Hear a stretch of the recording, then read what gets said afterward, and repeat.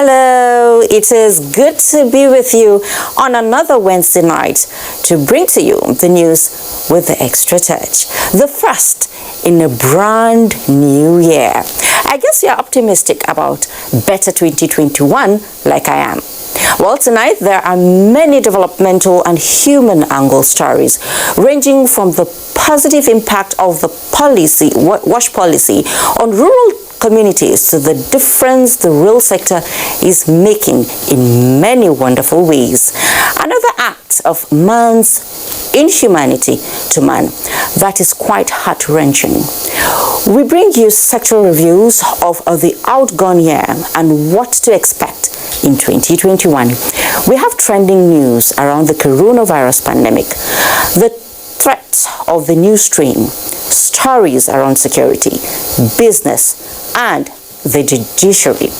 Well, as usual, it is an interesting package, but that's not for me to say. Find out for yourself, as the taste of the pudding is in the eating. I am Fatima Umar-Buba, and this is News Extra. You're welcome.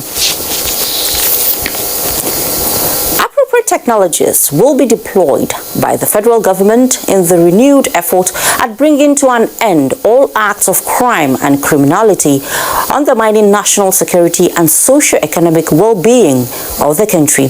Governor Abubakar Sani Bello of Niger State, who disclosed this while speaking to newsmen after an audience with President Muhammadu Buhari, reassured Nigerians that the nation's security situation will not be the same this new year. State House correspondent Adamu Sambu reports. It is the first formal engagement between President Muhammadu Buhari and the Niger State Governor Abubakar Sani Bello in the year 2021. Discussions centered on the prevailing challenges of security in the power state, which the governor described as worrisome. He said apart from armed robbery, kidnapping, and cattle rustling, the criminal elements are also engaged in preventing people from going to their farms, setting ablaze farm produce, killing animals, and frequently attacking the Bobby Grazing Reserve established to check farmers' herders' conflicts. This has given me some concerns, and at the same time, it's kept me thinking, what is the motive? I can understand if you kidnap, you rob, or say you're doing for money. But when you burn farms, then there's something else happening. So if you stop people from going to farm, it means you're trying to deprive that nation of food security. So why would someone want to deprive a whole nation of food security? So there's serious mayhem being caused by these bandits. The governor, who expressed optimism of an improved security situation across Nigeria in the new year, said his administration is also not relenting in its efforts at finding lasting solutions, but ruled out the possibility of any negotiations with bandits. I cannot imagine myself as a state governor and chief security officer of a state sitting down negotiating with bandits. My discussion with the president was very fruitful. He showed his concern. He has always shown concern when it comes to such activities, especially when it affects lives and properties and agriculture. He pledged more support to the states. Most of the support will come from high-tech equipment, high-tech surveillance equipment that is able to identify and detect the exact location and position of the camps so that our forces are able to go straight to the point. President Buhari and Governor Sani Bello also discussed ways and means of enhancing the state of infrastructure in Niger, especially roads, which are in terrible state of disrepair. President Muhammadu Buhari also granted audience to the chairman, caretaker, and extraordinary convention planning committee of the APC, Governor Maimala Buni of Yobe State, and his Kogi State counterpart, Yaya Bello, but details of their discussions were not made public. From the State House, Adamu Sambu, NTA News. What readily comes to mind at the mention of the year 2020 is the coronavirus pandemic, that engulfed the whole world, with the human race shaking to its core. In the midst of its attendant effect is the attention it brought to the health system of nations like never before. In this report, health correspondent Rabi Abdullah takes us through how the health sector, being the worst hit by the pandemic, fared, and other chains of events that shaped the sector in 2020. The coronavirus outbreak reported in Wuhan province of China at the tail end of 2019 spread so fast like wildfire to other countries of the world. The World Health Organization officially declared it as a pandemic in March 2020. On the 27th of February in the year under review, Nigeria announced its first case of COVID-19 and Italian national. That led to the stepping up of the federal government's efforts of prevention, containment, and other response strategies. For instance, from just 2 laboratories that could test for COVID-19 in the country, at the onset of the outbreak, the country moved to over 90 molecular laboratories located in all states of the Federation. Powerful health systems almost came to their knees, and that made us to look into our own health system and look at the weaknesses. At the beginning, we thought it was a question of ventilators. As a matter of fact, we also learned a lot of things along the way. We were able to strengthen our health systems. We have built more isolation centers, more ICU.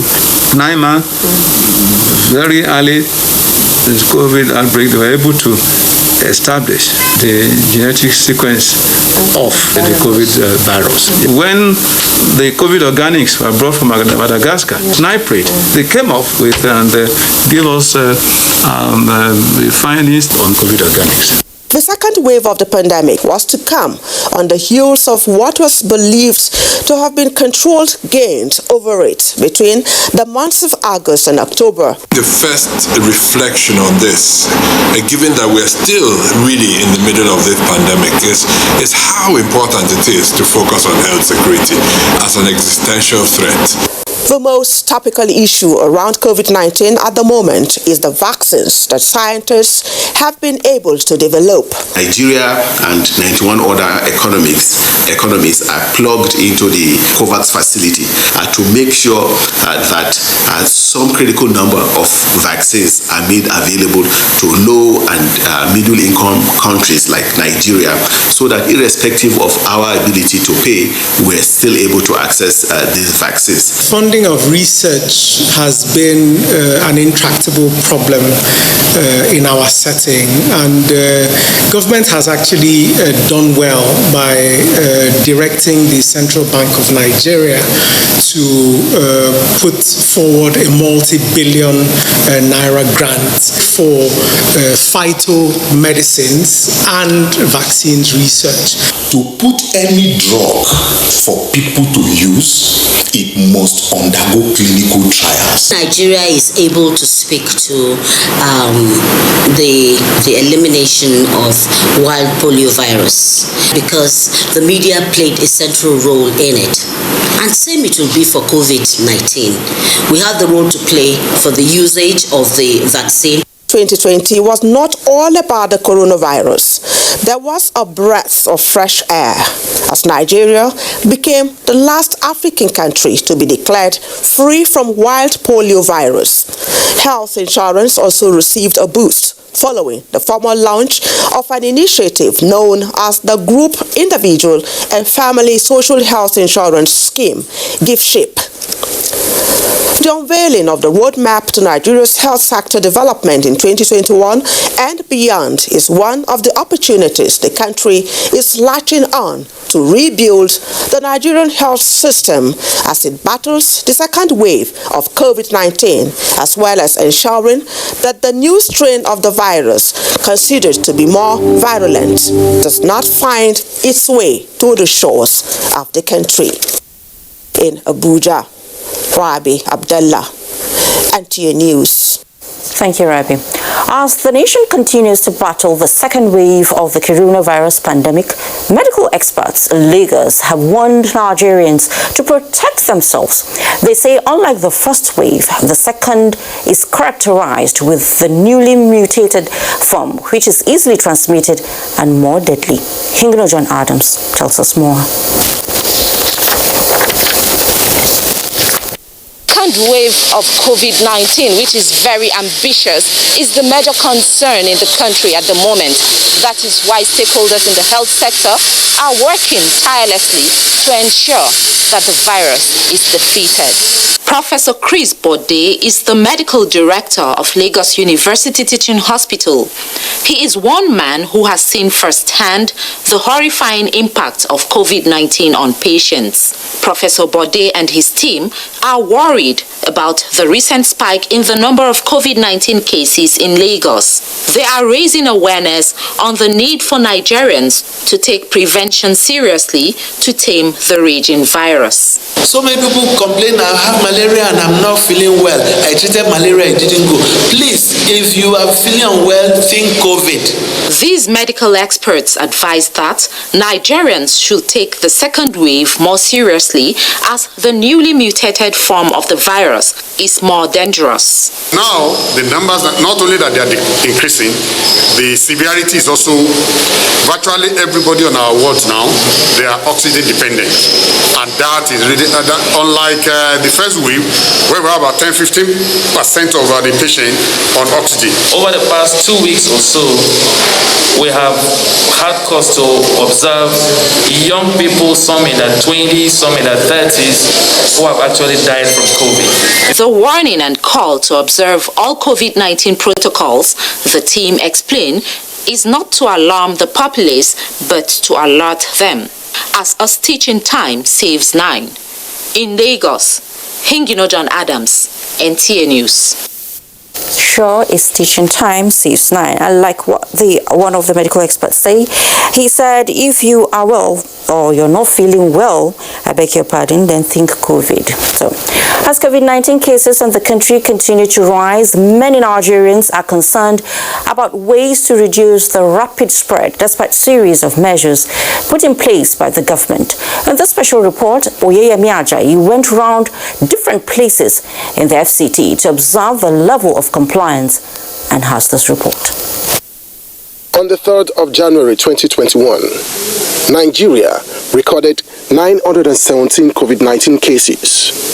The figures increased on the 4th as the country recorded 1,204 new cases.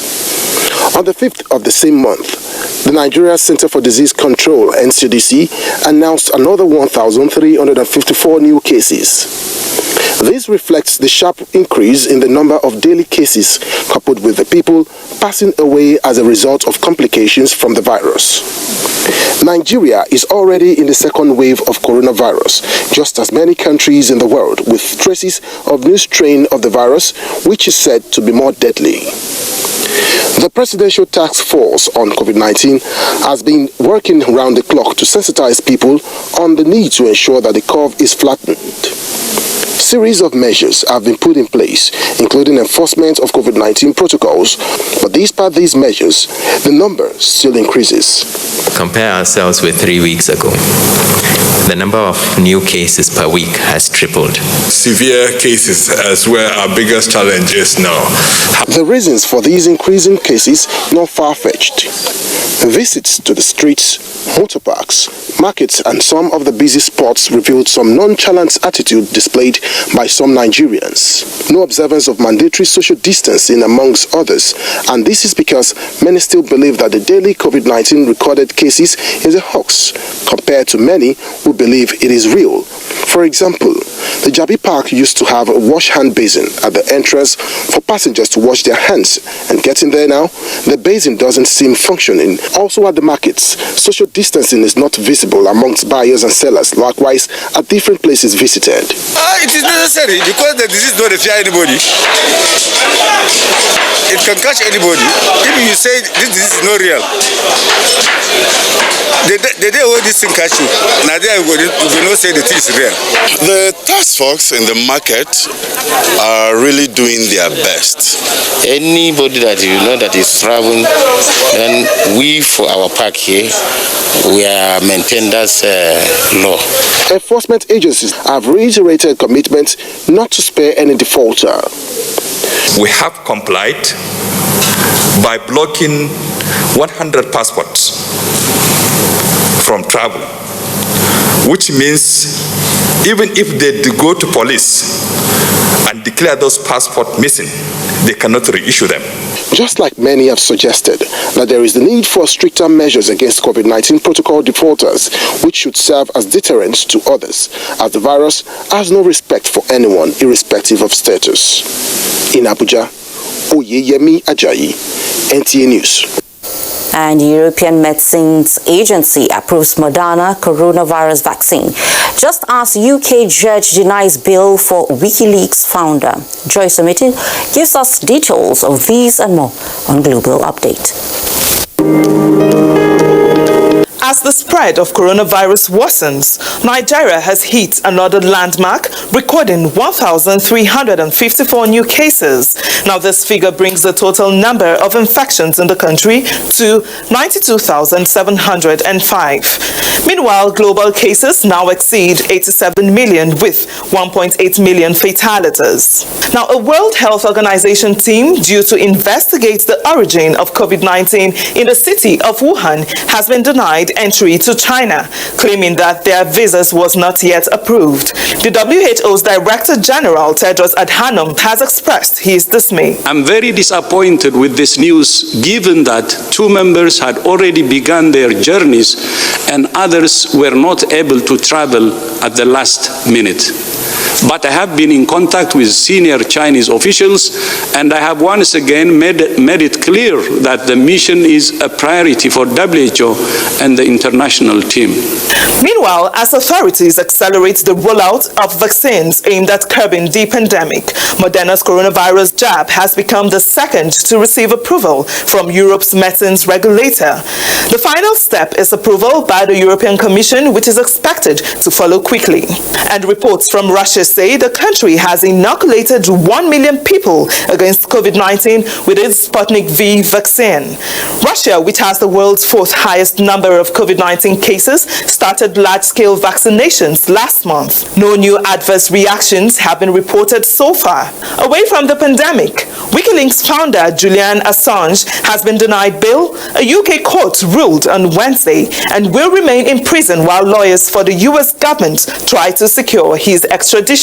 The bail ruling comes days after the same judge found that Assange could not be legally extradited to the United States to face espionage charges due to concerns about his mental health and the risk of suicide. In Africa, at least 22 civilians have been killed in a rebel attack on a village in the North Kivu province of the Democratic Republic of Congo. Donat Kibwana, the administrator of the Beni territory, said the violence in Mwenda village was allegedly perpetrated by the Ugandan rebel group Allied Democratic Forces. And that ends the segment. I am Joyce Ometu. It came like a warning, but it is a policy statement to propel the necessary political will hitherto missing in the water sector. When President Muhammadu Buhari said, henceforth, federal government support to states in the sector will be based on the commitment demonstrated by respective state government. So, the Partnership for Expanded Water Supply, Sanitation and Hygiene, PWASH, launched in 2016, is one of the programs developed by the government of the day to turn around the disturbing statistics in the sector. Musbarat Wahab, who has been interrogating the program, reports that 4 years down the line, PWASH has brought some gains to hundreds of rural communities.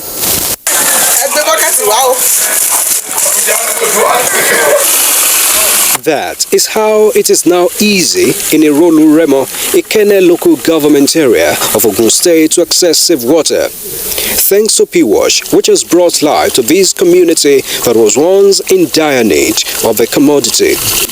P-Wash was born out of necessity in 2016 for an all-inclusive bottom-up effort to quench the thirst of millions of Nigerians, particularly at the grassroots. The federal government led the way. Kano and Ogun states were the first to meet the criteria for the pilot phase. The state will prioritize according to the budget they have for the year. And then we say, look, if it is 4 that you are going to address this year, federal government will take 2 local governments, state government will take 2 local governments. So on 50-50 basis. Overhead tanks are the new common features across the selected communities, and the eVTOL scarce commodity is now being taken for granted. P-Wash is also addressing the most nagging issues of poor attention and maintenance usually associated with government's water projects in local communities. We've organized ourselves as the maintaining group. We were raising 200 naira per family to sustain it, and per house is 500 naira, those that have it extended into their compound. This to contribute the money is fair. It's better, far better than to buy water, because a keg is 20 naira we are buying. So we cannot, in a month we contribute that 200. We use water of 600 before the month finished, so we really thank God for this water they brought for us. About 800 new or rehabilitation or water projects have been executed across 8 local government areas in Ogun and 8 in Kano. Many local communities that have been forgotten, and it's like they don't know they are existing in Nigeria, are the ones that have been addressed. By these modest efforts, additional 2.4 million Nigerians have gained access to water supply in the last 12 months. But then, more than 50 million Nigerians are still yearning for access to safe water across the country. With the current figures, with the current rates of accessibility to both water and sanitation, and the SDGs that are happening in 10 years from now, the rate will need to be much faster. While the second phase of P-Wash has started in 10 other states, only Rivers and Borno states, as well as the FCT, are yet to sign up for the partnership. In Abuja, Musbal and Wahab, NTA News. Now, when they say the heart of man is infinitely wicked, it sounds strange until you hear certain stories. Take this one for example. Wednesday, the 30th of December 2020, will forever remain the saddest day in the life of Mohammed Jama'ari of Zango community in Jama'ari local government area of Bauchi State. We are told that suspected ritualist cut off the genital organ of his 6-year-old daughter, Safara Muhammad. Mahmoud Ibn Muhammad reports that although one arrest has been made, 2 others are said to be at large. Just like every other child, 6-year-old Safara Muhammad of Zongo community in Jama'ari, the headquarters of Jama'ari local government area in Bauchi State, began her day Wednesday 30th December 2020 full of life and energy. Not until around 5 p.m. when she was found in a pool of blood at this location by her niece, who later discovered that Safarau's private part was completely cut off. My elder brother asked me to rush and meet them in the hospital that Safarau is in emergency situation. On getting there, I realized what happened. Our men swung into action and arrested one of the suspects by name Adamu Abdurrauf, a 20 years old of Gandu in Jama'ari. During interrogation, Adamu confessed to the crime that him and one Abdul Qadir Wada, they perpetrated that act. My friend met me at home and told me about the plan and warned me not to tell anyone else he will kill both of us.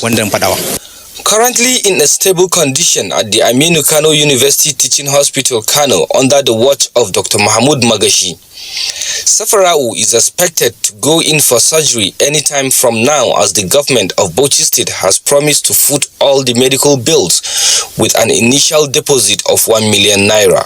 Right now, the plan is to do perineal reconstructive surgery. That means to reconstruct what was removed. So she's on daily dressing now. And the plan is when the place become clean, we are going to do that surgery. And the surgery involves all the three teams that I mentioned. That is the gynecologist, the plastic surgeons, and pediatric surgeons. Oh, he will be arrested very soon because now all the security operatives, they are working tirelessly to make sure that they get him. The Bauchi State government's delegation, who also visited the scene of the ungodly act, also donated food items to the parent and some members of the community. In Bauchi, Mahmoud Ibn Muhammad, NTA News. A very, very sad and touching one, I must say. We pray for Safarao's successful surgery. Over 2,000 residents of a popular location in Lagos called Monkey Village has expressed displeasure over the demolition of their buildings on the 31st of December 2020. Annie Daniels has the details. On my way to this place, I expected to see lots and lots of monkeys because the place is called a monkey village. On arriving here, however, I met something different from my expectations. I saw lots and lots of people crying over their properties that have been demolished by whoever they say they do not know. We just come scatter our place in Akpago house they live from Monkey village. They not tell anybody say park.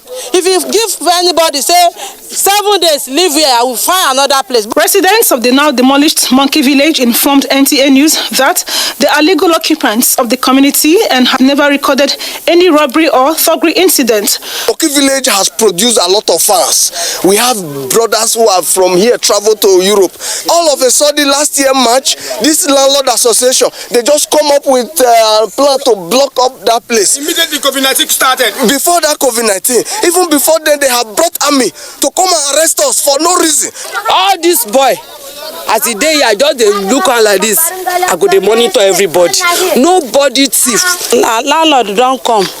I don't know the thing where they do now, but he say he go settle all the matter where happen. Probing further, I was informed that 90% of Monkey Village residents relocated from other parts of Lagos, and they comprise of people from different states in Nigeria, including neighboring Togo and Ghana.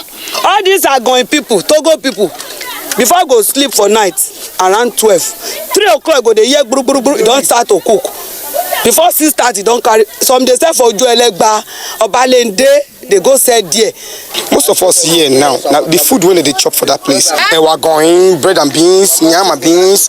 Now we they cook them. I do shawarma, I do barbecue catfish, I do asu, I grill chicken. Now everybody now come stay here. They sit 10 naira, 20 naira. You don't push them for school. These people are still not sure who or which agency carried out the demolition. Meanwhile, the Lagos State Ministry of Physical Planning and Urban Development has issued a press release stating that it carried out the demolition exercise to protect the master plans of the state and restore orderliness to the baby environs. And I've been told that they have over 2,000 people living here, residing in this village. As it is now, their fate is in the balance. All they ask is that all concerned authorities should please look critically into this matter. In Lagos, Annie Daniels, NTA News. Thank you, Annie, for that. Now, up ahead on News Extra, the African Continental Free Trade Area in focus. What is the comparative advantage when it comes to Nigeria's goods? The trains are on the move. Let's feel the pulse of Nigerians on that when News Extra returns. Please stay. Come, my flavor chocolate, yakpa for you now. I'm coming. Come, let me spoil you. Look, this is not boil or abscess. Now money.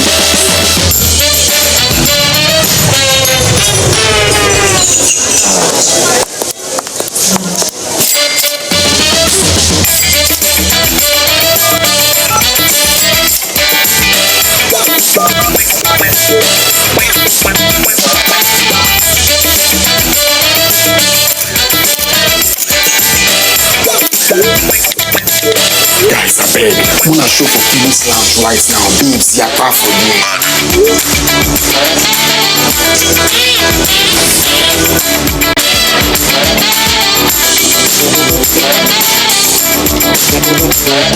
Find your first.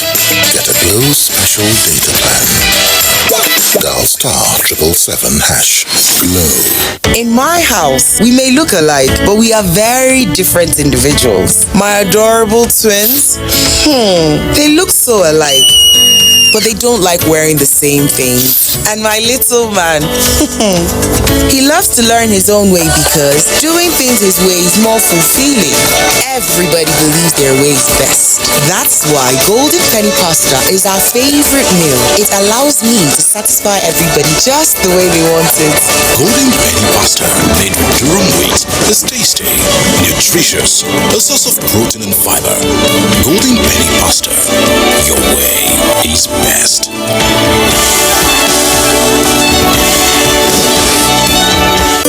Dear customer, link your Airtel number to your national identification number today. Here are easy ways you can do it. Dial *121*1# on your Airtel line and follow the prompts on the screen. Type in your 11-digit government-approved NIN number. You will receive a confirmation message to confirm your entry. You can also visit www.airtel.com.ng/NIN to link your phone number to your NIN. If you do not know your NIN, simply dial *346# to get it. No stress, no wahala. Airtel, the smartphone network.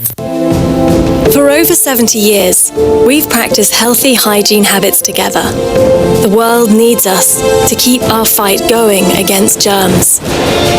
So let's wash our hands for 20 seconds regularly. Dettol. Protect what's worth fighting for. I dey look for pension fund administrator. We soft, make sense, we care for me. Shy. No be the type wey story go enter the matter when it's time to deliver. No. The brand is sure them no go stress you. Call them, then they accessible. Customer care where they on point. No go regret when you try, of course. Profitable investment. Everything is just a blend. If you want something good for you, my guy, make you choose premium pension today. Make that switch to premium pension. Premium pension. Make that switch to premium pension. Premium pension. Join over 700,000 satisfied members and enjoy the premium experience at our offices across the 36 states in Nigeria, including the FCT. Call 094615-700-704 to make the switch today. Premium pension. Active today, premium tomorrow. Imagine the joy that fills your heart when you have just given birth.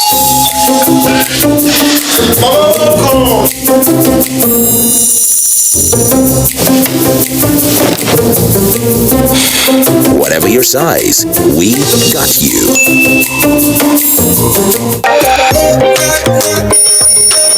Follow the grandmother. Mama, what is baby? With our Buy Right chat, you can get the best mattress that goes with your body weight. Don't just buy a mattress, buy a Vitafoam mattress. The name of the baby is Stella. Vitafoam, the fine art of living. The new year begins. We here at NTA cannot help but look back on a challenging year that has been filled with many lessons. The most important of all being a renewed gratitude for the continuous support of our sponsors, our clients, government at all levels, corporate bodies, advertisers, religious bodies, civil society groups, political parties, businesses and manufacturers, and you, the viewers. As we cross the finish line together, this celebration of new beginnings would simply be incomplete without you there. And we look forward to sharing the coming year with you. Here's to an excellent year ahead.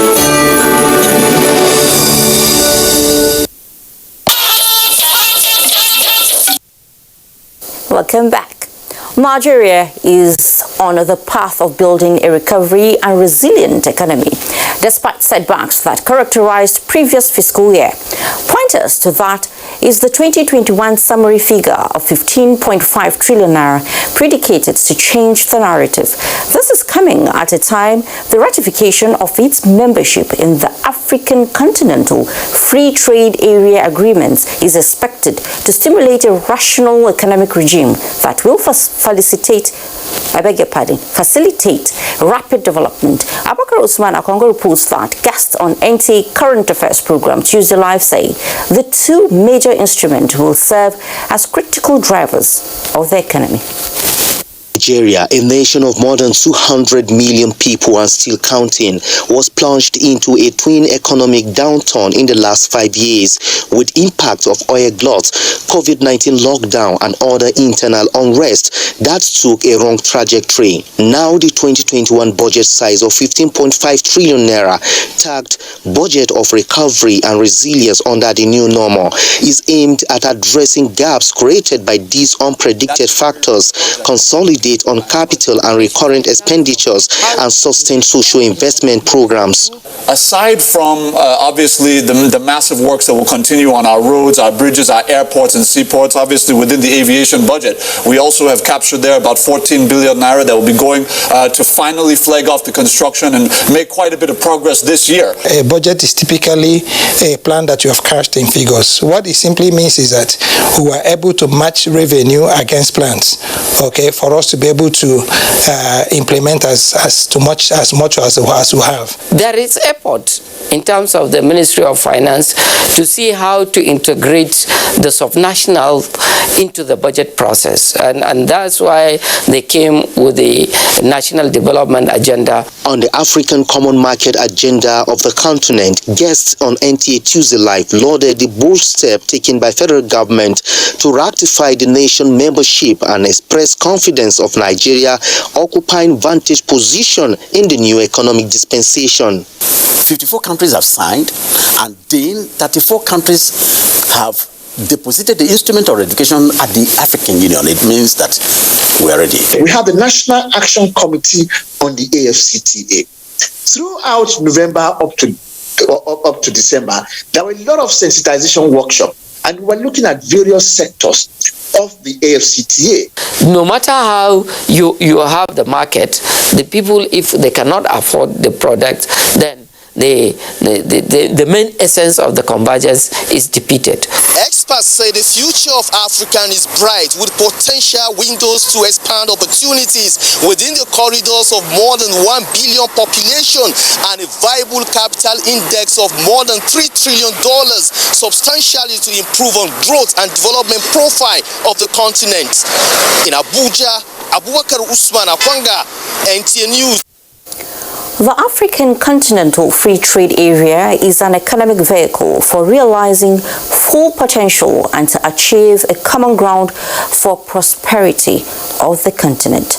Now, the commitment of Nigeria in fulfilling its bargains is a readiness towards deriving optimal benefits as the largest economy in Africa. Findings revealed that the African Continental Free Trade Area AfCFTA is flagship project of the African Union's Agenda 2063, a blueprint for attaining inclusive and sustainable development across the continent over the next 50 years. The main objectives of the AfCFTA are to create a single market for goods and services, facilitate the movement of persons, promote industrial development, and resolve the issue of multiple membership in accordance with Agenda 2063, aimed at bringing down barriers in trading, specifically tariffs, import quotas, and encourage the free trade of goods and services among its member countries. Most of the things we have in Africa we sell internationally. It is just to package them and let the world know we have this, and they come in and then spend hard currency. Let there be liberalization of all these things so that people can trade freely. Though the African Continental Free Trade Area has the potential to increase employment opportunities and incomes, helping to expand opportunities for all Africans, more needs to be done for Nigeria to enjoy the advantages. We are very good at brandishing very good policies and programs but implementation are always intractable, impossible. This is time that Nigeria will gather and change a new face, so that we can stand economic-wise. It is expected to lift around 68 million people out of poverty and make African countries more competitive. In the meantime, Nigeria's trade policy on interregional business relations has contributed immensely to the development of economies of partnering countries. The involvement of the largest economy in Africa in the African Continental Free Trade Area Agreement, economic experts say, will further expand Nigeria's markets and promote trade facilitation within the continent. And Abolade Salami has that. Continental Free Trade Area (AFCFTA) is an instrument designed to promote an all-inclusive and sustainable development across the continent with a view to boost intra-African trade. A continent with an economic value of $3 trillion and a market of 1.2 billion people. No doubt, Africa's largest economy and the most populated in the continent, having the right policies in place, stand a more better chance than any other multinationals in trade facilitation. Revenue that will be coming from local economy, talk about Federal Inland Revenue Service and all other state revenue is expected to increase significantly. And more importantly, we're going to be seeing an expanded manufacturing sector. Taking advantage of the large market size and huge scale of operations in the macroeconomic segment of the market to drive an increased production capacity in the agro-allied and other mineral resources sector, economic analysts submit will serve as a catalyst for revenue growth. In the ICT, e-commerce, we also have very good advantage. So in the service sector generally, including trading, when it comes to retail trade, I don't think there's any country in Africa that can stand the entrepreneurial capacity of Nigerians when it comes to trading. Accelerating Africa's industrial development objectives and Africa's industrial development action plans is very important for the purpose of reconfiguring our supply chains. While Nigeria is increasing its capacity in the export of goods and services, both foreign and domestic, the intra-African trade agreement, experts say, should be seen as a mechanism that presents several opportunities to stimulate economic growth. In Lagos, Abolade Salami, NTA News. Let's talk transport. It was a roller coaster experience for the blue economy in Nigeria in the year 2020 with the arrival of the unexpected COVID-19. Correspondent Oyinaya Kalu Oka reports that the year 2020 in the maritime sector was characterized by the good, the bad, and the ugly. In the year 2020, the Nigerian maritime sector was set for a reform, but the unexpected COVID-19 took the blue economy unaware. With COVID-19 came the lockdown, which crippled activities in the sector across the globe. So it kind of disorganized every working arrangement, every plan most agencies had in place. In Nigeria, to cater for the essential needs, the port was operating with strict adherence to protocol in compliance with the President's directive. With the easing of the lockdown, the maritime sector picked up gradually as federal government continues to develop it. To ensure fair trade in the maritime, efforts were doubled in sanitizing the industry. Transforming the industry and digitizing it was given top priority. Terminals in Nigeria that are almost 80%, digital. Thank you. Digital. So that is our focus now. We want to give in stages, and we hope by March we'll have reached about 80% compliance. The safety and security of the maritime domain, key players say, was improved upon with the launch of the Deep Blue project. Nigeria is one of the worst insecure waterways, maritime ways in the entire world. Before this regime came into power, we were number one. and up till 2017, we were still number one. Between 2018 to 2019, it is going down. It has significantly gone down in the sense that the IMO, International Maritime Organization, was congratulating them for having gone down by 30%. Reviving the Onitsha port, abandoned for about 42 years, was said to be a major achievement. What the first thing we need to do is for us to immediately start work and then put this port into effective use. And then we did a trial run. We moved consignment from One to Onitsha. And the containers were returned back. And it worked. We are trying, I think on the 11th also, we're going to move quite a good number of containers from Lagos to Onitsha. We have projected that. Still on decongesting the ports, construction work for the railway line linking the port is at advanced stage. There are 38 trucks will be removed for every trip by the train, which means you have less trucks. Issues of transparency, providing alternative means of transportation, cleaning up waterways and completion of the Lekki Deep Sea Port took center stage.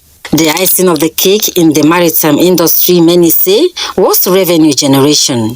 In the midst of COVID-19, the Nigerian Port Authority announced an improved revenue of about 1.02 trillion in the space of 3 years. There was a perception that NPA is a cash cow for political machinery, and being here now, we have completely, I would say, eroded that. Like every other sector, the maritime was hit by the pandemic as major operations were suspended, thereby experiencing setbacks and revenue reduction. Similarly, the Nigerian Port Authority lost about 1 billion naira to NSAS protests. The challenge of port congestion persists despite federal government efforts. With COVID-19 still persisting, stakeholders maintain that adaptability and innovations are key factors in moving the maritime sector forward in Nigeria in the year 2021.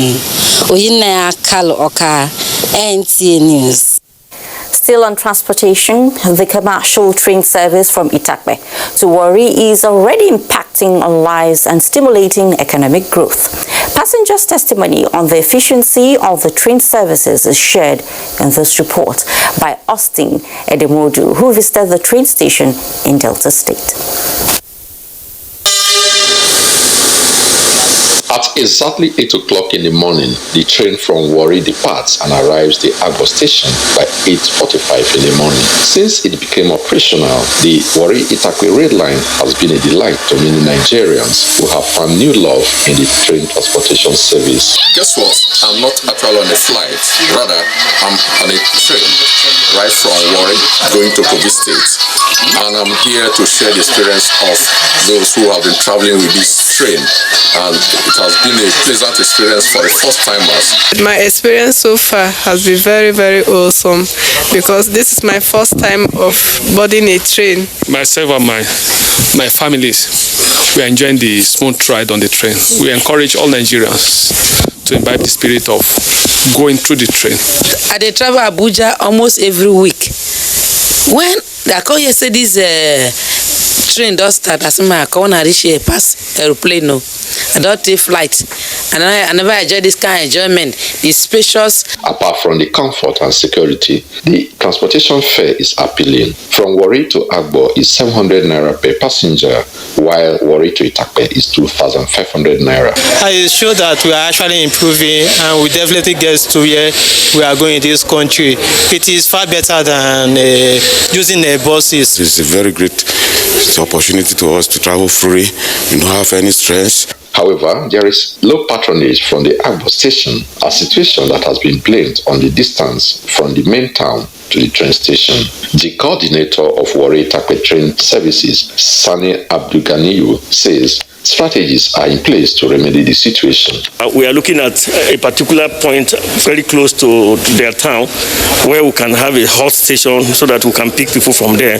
We have also discussed with the Obi of the Royal Majesty, Obi of Owoibo.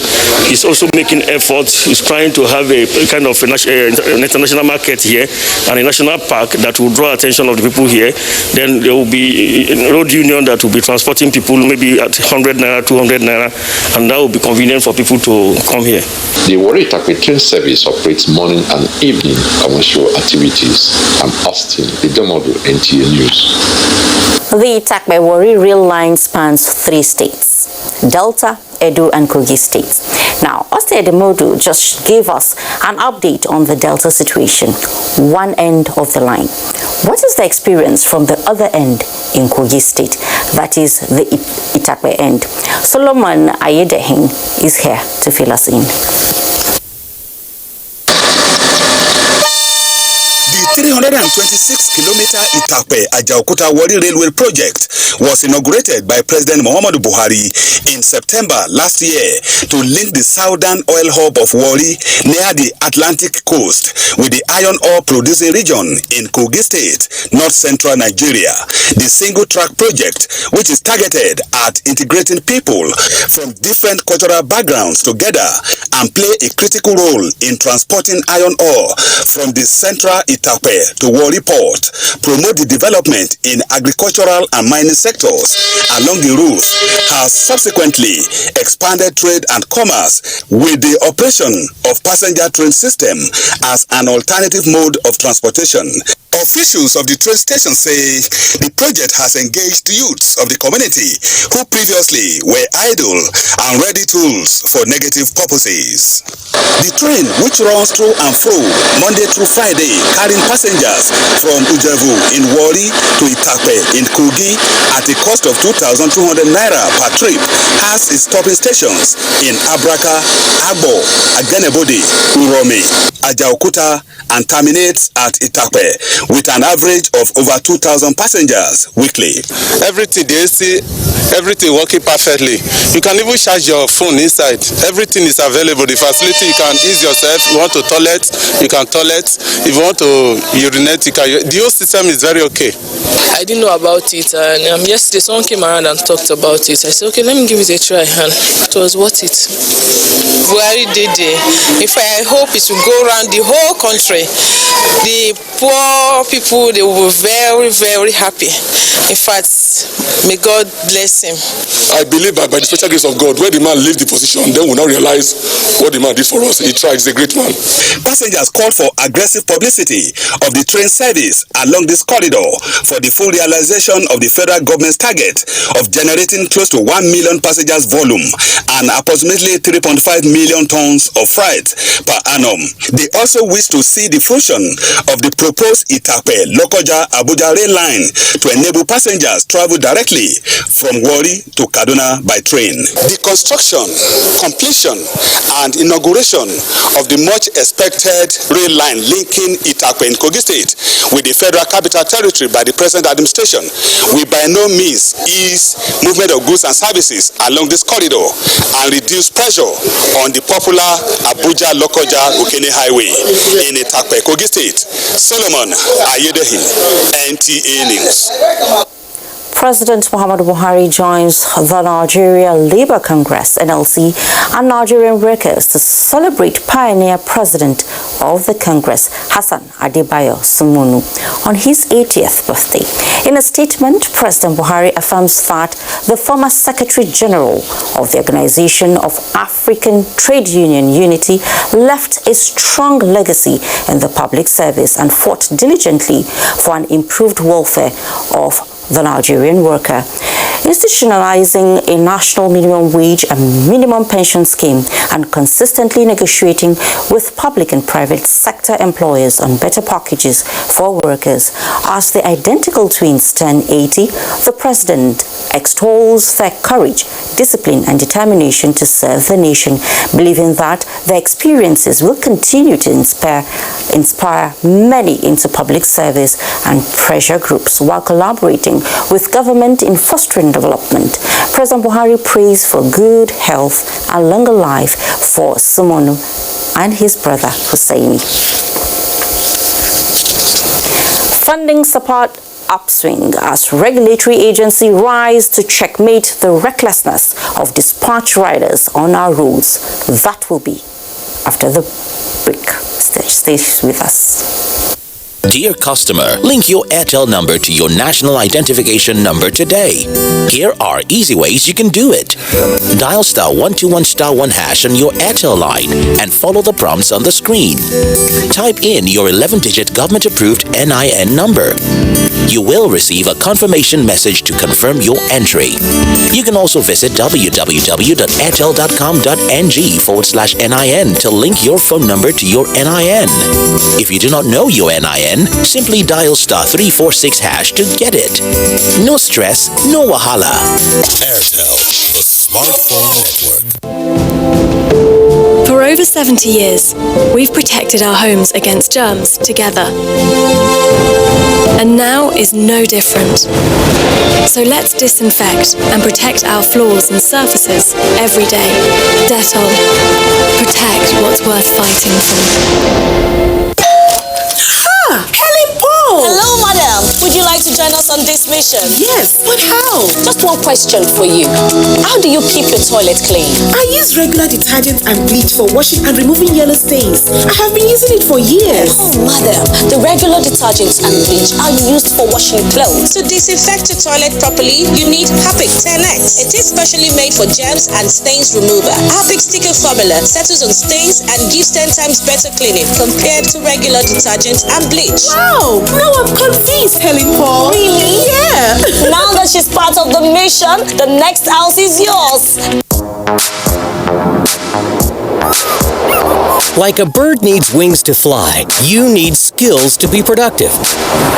No matter the level of your education, ITF can train you to acquire skills in areas like mechatronics, metal machining, facility technology, electronics and computer networking, information and communication technology, ICT, culinary art, and agriculture.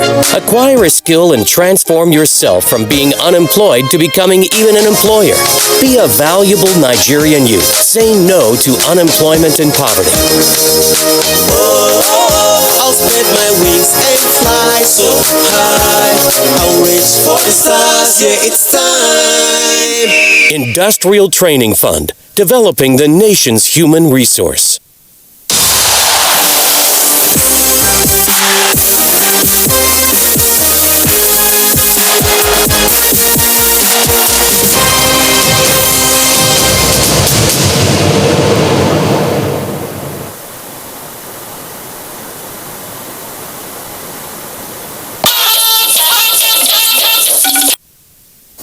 Great to have you back. We are told that with an economy like Nigeria's, when small businesses grow, the economy grows and survives. That is why it's good to know that a ray of hope has come among operating businesses in Kano, as the federal government gives support to 59,000 people with grants under the Survival Fund scheme. Our Salis reports that this is part of the economic sustainability plan designed to support Nigerian citizens. The outbreak of COVID-19 in Nigeria has drastically affected all sectors of the economy, leaving many people whose livelihood depend on daily income in despair and want. It was against this backdrop, federal government came up with a number of interventions to minimize the impact of the pandemic. The Survival Fund scheme, therefore, is designed to support micro, small and medium enterprises to pay the salary of their staff for a period of 3 months due to the vulnerability caused by COVID-19. Federal government has really helped, and about 59,000, if you add the numbers, are the people that will benefit in Kano. And apart from that, the amount to be spent in Kano alone is almost 3 billion. Hajiya Maria Sanusi Bayero, one of the beneficiaries, commended the federal government for the transparent manner it is executing the scheme. She said with support such as this, economic growth and jobs are sustained as 9 of our workers are under the payroll. It really helped and assisted us so much, because if not because of it, we have to start looking for a way to alleviate their sufferings and to help them. Other beneficiaries described the initiative as timely. We find it difficult during that period, but since government have intervened and we are among the beneficiary, we are very, very happy. I'm very happy. I'm thanks to the Mr. President and the federal government. The hope of Hajia Maria and her likes is for the federal government to extend the program, which they say its impact to economic situation of the country cannot be quantified. In Kano, Awal Salisu, NTA News. And from Kano, we'll take you to Lafia, where 2,600 women benefit from 20,000 naira cash support in Nasarawa State by Federal Ministry of Humanitarian Affairs, Disaster Management and Social Development. Joshua Kigbo reports that selected women from 5 local government areas collected the amount at a ceremony in Lafia. Minister of State, Science and Technology, Mohammed Hassan Abdullahi says the Buhari administration is committed to uplifting the lives of rural women beneficiaries, also promised to use the money judiciously.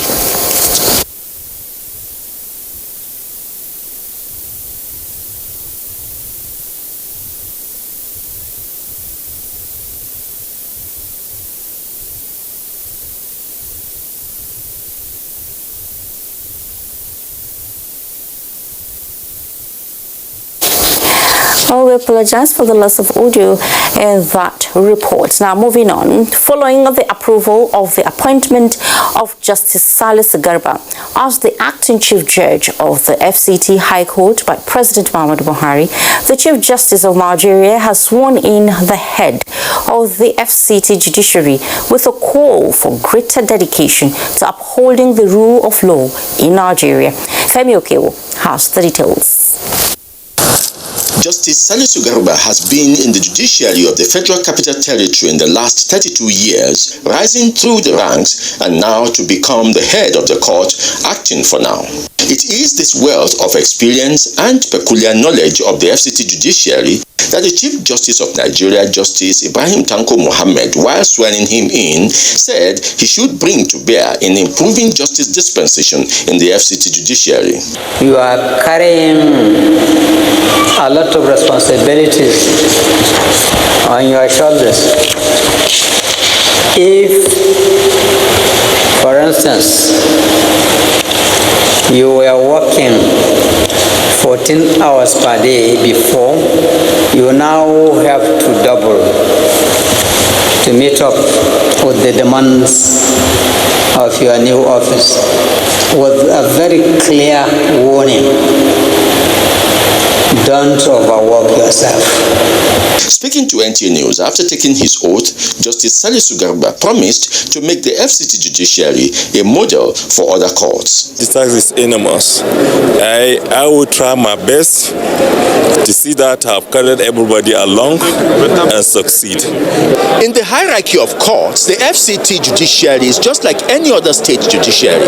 But because it is the Federal Capital Territory, there is so much interest in the matters that come to this court.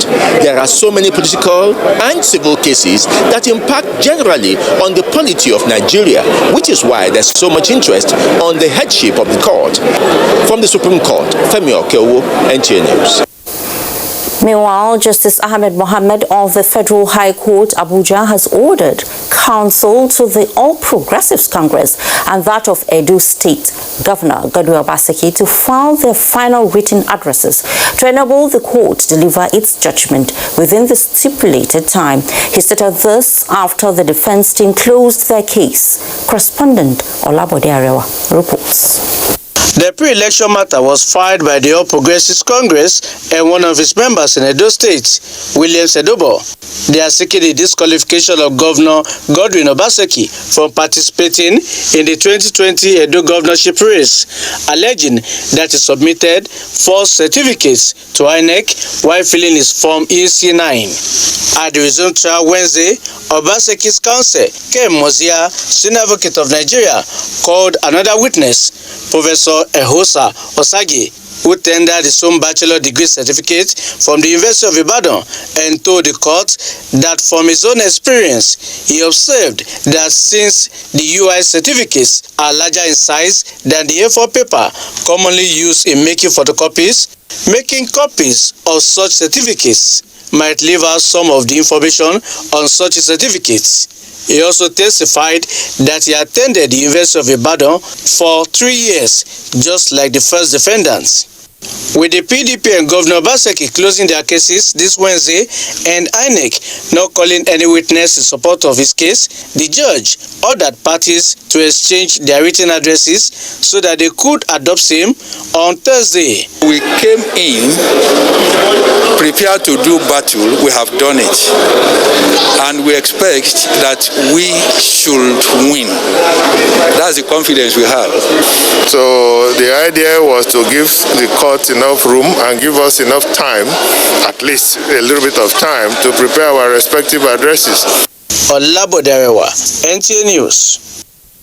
And a federal high court sitting in Ikeja has sentenced a former managing director of Finbank PLC, Uke Umusu, to 3 years imprisonment for stealing 18 billion naira from the bank. The presiding judge, Justice Latifat Okunu, also ordered the convict and other defendant, Dayo Ademoruti, to refund the stolen money, while the third and fourth defendant were also given punitive sentences. And reactions have continued to trill.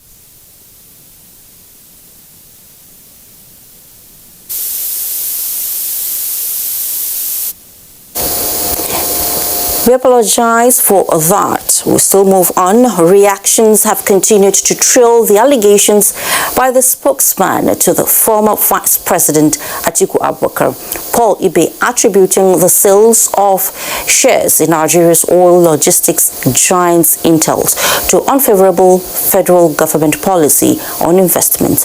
The latest is coming from the company and former member of defunct committee for the withdrawal of license of operations of Intels. Abubakar Usman Akwanga has the report. It is no longer news that the former Vice President Atiku Abubakar recently sold his shares in Intels, alleging poor economic policy in the country. Now, a statement from the spokesperson of the company, Thomason Rufinoni, has said the shares were sold to Intel's parent company and has nothing to do with political interference. An elder statesman and former member, Sidi Ali, also said the claims do not hold water, as effort was on course during former President Olusegun Obasanjo to stop leakages allowed through the company. So the matter has nothing to do with Buhari. It was a time when Buhari was not even in, when he did not even contest for the presidency. But when the present formation government came in, not even when Buhari was in government, he did not interfere with it.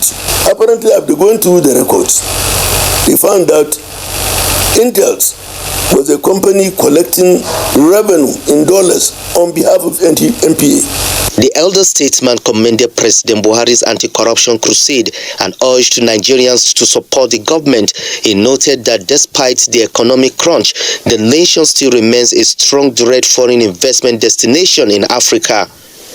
In Abuja, Abubakar Usman Akwanga, NTA News. In another development, the Federal Capital Territory Administration, through the Directorate of Road Traffic Services, has arrested over 50 dispatched riders and impounded their motorcycles for violating traffic regulations in the territory. Director of DRTS, Wadata Bodinga, disclosed this while briefing the media in Abuja. Shaibu Nuze Yakubu tells us more. The ban on the activities of motorcycle operators, popularly known as Okada riders, by the FCT administration still subsists. Dispatch motorcycle riders, due to the urgency and necessity of their assignment, are being allowed to operate within the nation's capital city. However, the level of recklessness and total disregard to the traffic rules and regulations by the dispatch riders resulting to accidents call for urgent attention. Hence, the need to clamp down on those riders that violate driving regulations. They are the major culprit of this beating of traffic and doing one way in the city. And that is not acceptable because they are trading with their own safety and the safety of other road users. And this enforcement is a continuous one. All the area commands are detailed to ensure that traffic must be respected. Rules and regulations must be respected in the city. Chairman of the FCT Ministerial Task Team on Traffic Management, Ikaru Atta, says dispatch riders allowed to operate in the city are already abusing the privilege. Dispatch riders who are privileged commercial, who are privileged motorcycles allowed to operate in the city are already abusing it extremely. If you see them most time when you are driving and they're in your front, before the light shows green, even some minutes to amber light, even in the very red light, they just go ahead and cross, and that has become a source of worry, and the minister have been on, and that's why I think Mr. Wadata Boniga and his men actually swung into action to give the FCTA a good name, and they clamped down on them and ensure that they comply. Within 2 days, over 50 dispatch motorcycles have been impounded for various traffic offences. Shuaibu Onozeakubu, NTA News.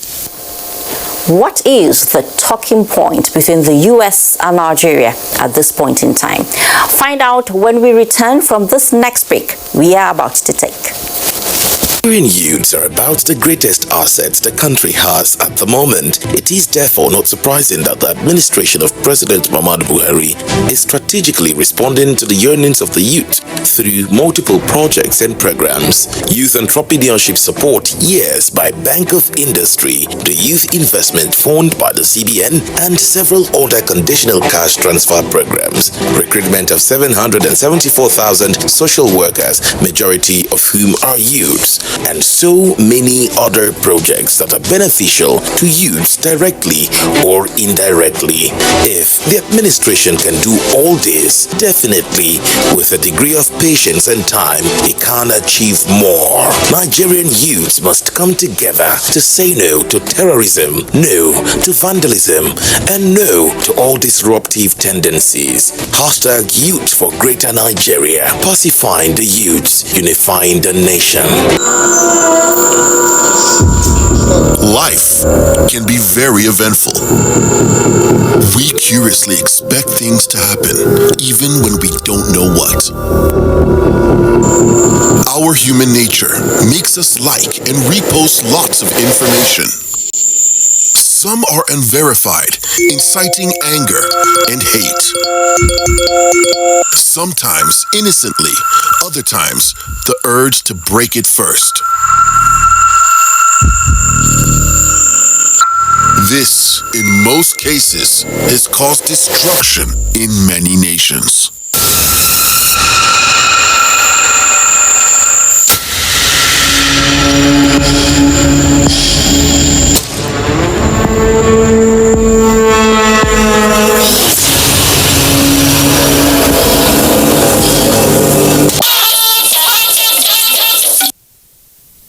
Thanks so much for staying.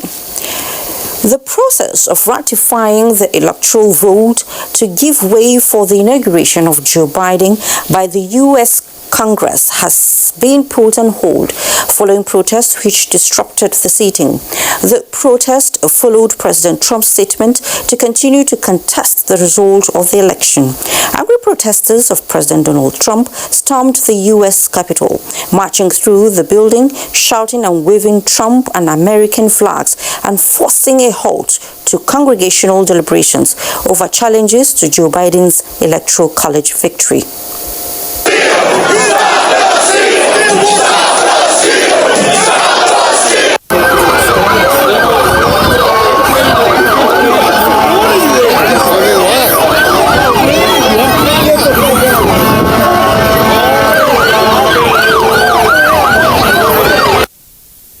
The U.S. Constitution provides that the Senate and House must meet to officially count and ratify the Electoral College results from all 50 states and Washington. Back home. home, the Minister of Defense, Bashir Salihi Magashi, says the Nigeria's Defense Space Administration is to be upskilled with supply of equipment from the U.S. Space Force to enhance its capabilities to support the fight against insecurity in the country. The minister disclosed this while hosting a delegation led by the Secretary, U.S. Air Force, Barbara Barrett, at the Ministry of Defense headquarters, Abuja. The minister notes that effective space management by the Defense Space Administration is critical to the ongoing operations by the Nigerian Armed Forces and other security agencies in the effort to eliminate the remnants of Boko Haram and other criminal elements. He appealed to the U.S. Secretary to speed up the release of some Super Tucano aircraft procured by the federal government. Meanwhile, the Department of State Security Services has advised the public not to be gullible to job racketeering, as DSS is not conducting recruitment for job seekers. A statement by its public relations officer, Dr. Peter Afunaya, warned fraudsters to desist from the criminal act or face appropriate sanctions. Dr. Afunaya says DSS does not demand money as criteria for recruitment, but conducts such exercise based on applicants' merit. A peep at the world of sports and more when we return from our final break. A new edition of TV Guide is out with special focus on the game changer, His Excellency Governor Abdullahi Sule of Nasarawa State. Broadcasting in a digital economy, Maxwell Logo gives an insight. This edition also features Nancy Naji of AIT, a name synonymous with business. Meet the NCDC boss, Dr. Chikwe Ihekweazu. TV Guide, your indispensable companion, also x-rays the relevance of social media in the modern society. Meet some TV professionals who have impacted their spaces and other inspiring stories in sports, entertainment, and lots more. Grab a copy at the vendor near you or NTA stations nationwide. TV Guide, your indispensable companion.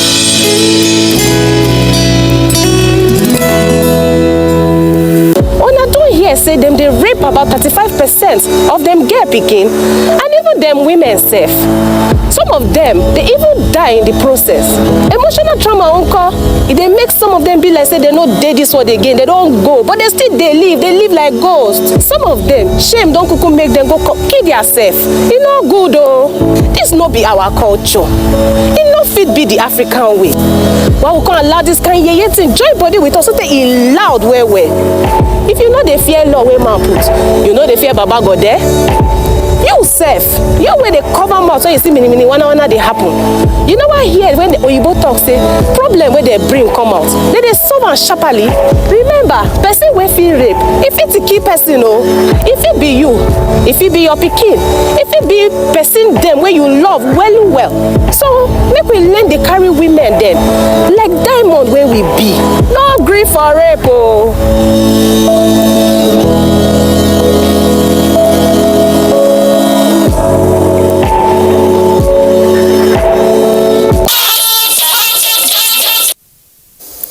Good to have you back. 5 newly elected non-permanent members of the United Nations Security Council have pledged to uphold the tenets of the council. Representatives of the countries made this known in a flag-raising ceremony to mark the start of their 2-year terms at the UN headquarters. Adebola Brooklyn Sunday reports. The United Nations Security Council has 15 members, 5 of them permanent, while the other 10 are non-permanent members and are usually elected for 2-year terms by the General Assembly on a regional basis. Under the UN Charter, all member states are obligated to comply with the Council's decisions. National flag of the 5 members represent Mexico, India, Ireland, Norway, and Kenya, which defeated Djibouti in the contest for the seat available for the African group. We will listen. We will speak up boldly for Africa, for small island developing states, for the global south, and for all countries, great and small. Protection of civilians and climate and security will be our guiding priorities. We will not shy away from raising our voice against the common enemies of humanity like terrorism. A new voting arrangement was adopted, taking into cognizance restrictions in place due to the COVID-19 pandemic. Across the world today, we know that there are millions of people living in fragile contexts that risk being pushed over the edge. We will uphold multilateralism with the firm conviction that it is the cornerstone of the global order. The Council's non-permanent members' terms will end on 31st December 2022. Adebola, Brooklyn Sunday, NTA News. President Muhammadu Buhari has joined sports lovers, family and friends to celebrate Christian Chukwu on his 70th birthday. In a statement, President Buhari described Christian Chukwu as a multi-talented player whose contributions led to the development of sports in Nigeria through the provision of technical leadership for national teams. The president commends efforts of the former captain of Rangers International Enugu in strengthening the local league, which has over the years been a major feeder of the national team and produced players that have featured in some of the best teams and championships in the world. He prays for improved health, strength, and longer life for the former Super Eagles captain. Nigeria's Golden Eaglets and Ember FC of Aba falter in international engagements. Details of this and more from our sports desk.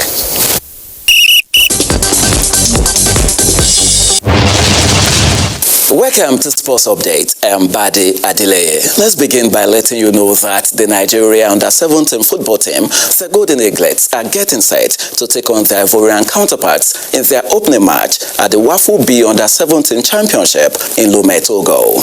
Coach Fatah Mo's boys, who concluded their magnetic resonance imaging test on Tuesday night, say they are gunning for the 3 points.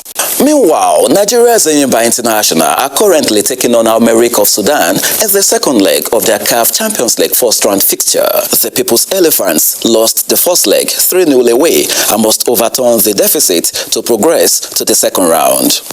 Still talking football, the German FA Cup, better known as the DFB Pokal, continues on NTA Lagos Network Center with second-round matches billed for the 12th and 13th of January to be beamed live.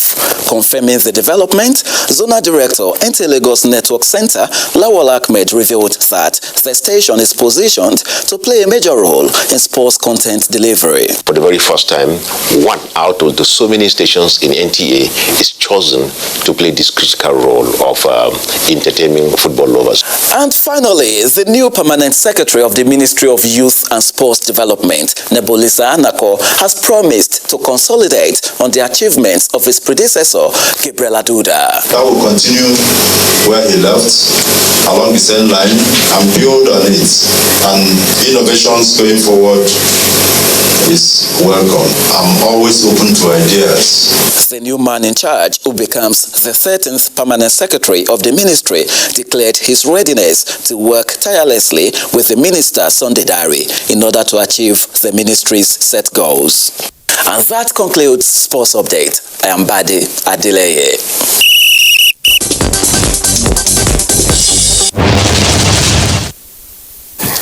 Let's take another commercial break. Please stay. A new edition of TV Guide is out with special focus on the game changer, His Excellency Governor Abdullahi Sule of Nasarawa State. Broadcasting in a digital economy, Maxwell Logo gives an insight. This edition also features Nancy Naji of AIT, a name synonymous with business. Meet the NCDC boss, Dr. Chikwe Ihekweazu. TV Guide, your indispensable companion, also x-rays the relevance of social media in the modern society. Meet some TV professionals who have impacted their spaces and other inspiring stories in sports, entertainment, and lots more. Grab a copy at the vendor near you or NTA stations nationwide. TV Guide, your indispensable companion.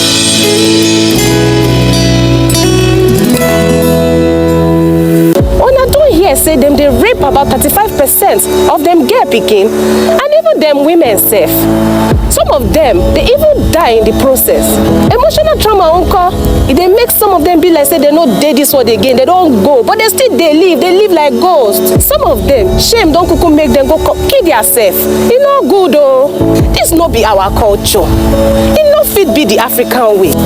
Why we can't allow this kind of yeye thing join body with us so that it loud well. If you know they fear law where man put, you know they fear Baba God there. You self, you when they cover mouth so you see mini wanna they happen. You know what here when the Oyibo talk say problem where they bring come out, they solve and sharply. Remember, person wey feel rape, if it's a key person oh, if it be you, if it be your pikin, if it be person them where you love well. So make we learn they carry women then like diamond where we be. No grief for rape oh.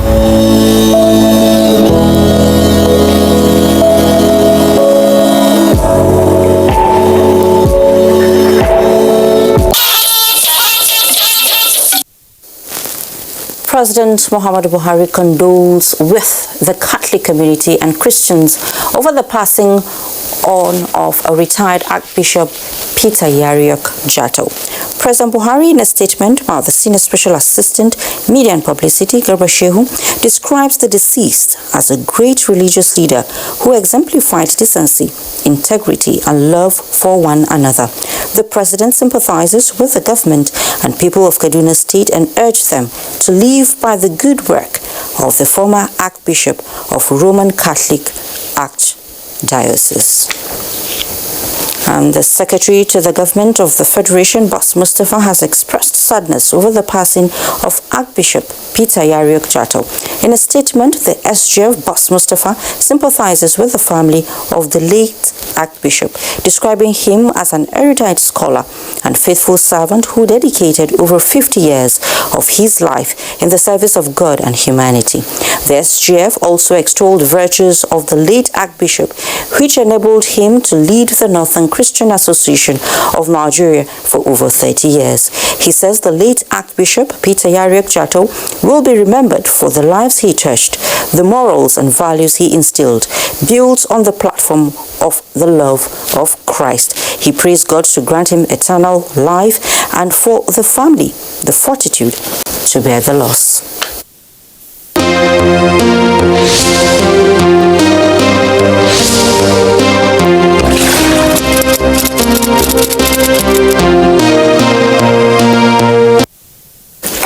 Sure, let's all stand against rape and rapists. And with that, we conclude News Extra for tonight. Thank you so much for being a part of it.